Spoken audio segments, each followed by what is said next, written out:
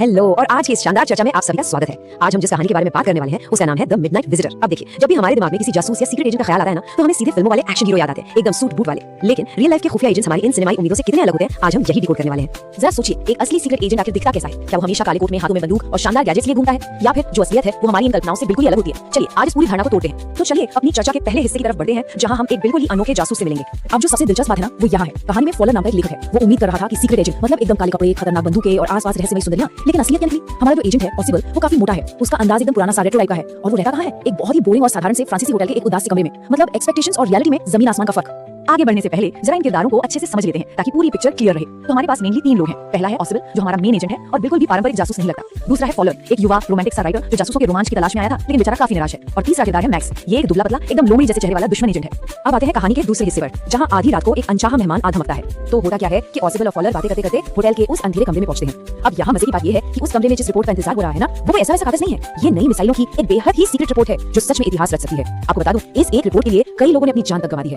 तो आप समझ सकते हैं कि आज रात दांव पर क्या लगा है। मामला बहुत ही सीरियस है। और फिर जैसे ही कमरे की लाइट ऑन होती है, सामने एक एकदम चौंकाने वाला नजारा था। सामने मैक्स खड़ा था और उसके हाथ में एक छोटी ऑटोमेटिक पिस्तौल थी।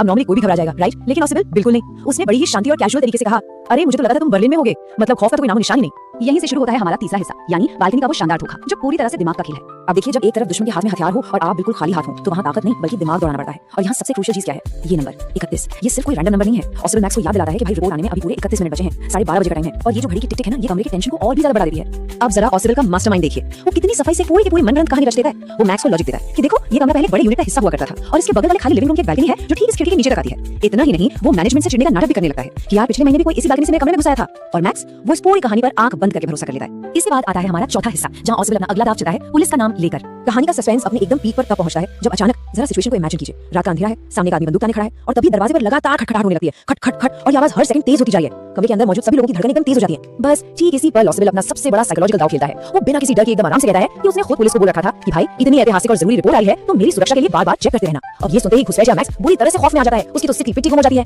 और यहीं से हम 5वें हिस्से में एंटर करते हैं, जहां मैक्स की ये हताशा उससे एक बहुत बड़ी और घातक गलती करवा बैठती है। पुलिस के पकड़े जाने का डर मैक्स पर इतना हावी हो जाता है कि वो एक ऐसा कदम उठा लेता है जिसकी कीमत उसे अपनी जान देकर चुकानी पड़ती है। वो बुरी तरह घबरा जाता है, फटाफट खिड़की की तरफ पीछे हटता है, अपनी बंदूक अभी भी ऑसिबल और फॉलन पर ताने हुए है और छिपने के लिए अपने पैर खिड़की के बाहर निकालता है। उसे लगता है कि वो उसी बैल्कनी पर कूद रहा है जिसके बारे में ऑसिबल ने बताया था। लेकिन जैसा कि हम और आप जानते हैं, बाहर तो कोई बैल्कनी थी ही नहीं, ये सब तो एक झूठ था। और तभी रात के उस सन्नाटे को चीरती हुई एक बहुत ही तेज और दर्दनाक चीख सुनाई देती है। जाहिर सी बात है, बिना नीचे देखे सीधे छठी मंजिल की खिड़की से कूदने का अंजाम तो यही होना था ना। अब यहाँ हम सबके दिमाग में बहुत ही ऑब्वियस सवाल आता है, आखिर उस दरवाजे के बाहर सच में है कौन? क्या सच में पुलिस दरवाजा तोड़ने वाली है? ये पूरी कहानी का सबसे बेहतरीन और सस्पेंस भरा पल है। लेकिन दरवाजे से कोई पुलिस अंदर नहीं आती, बल्कि हेनरी नाम का एक वेटर आराम से अंदर आता है और कहता है, ये रही आपकी ड्रिंक जो आपने ऑर्डर की थी।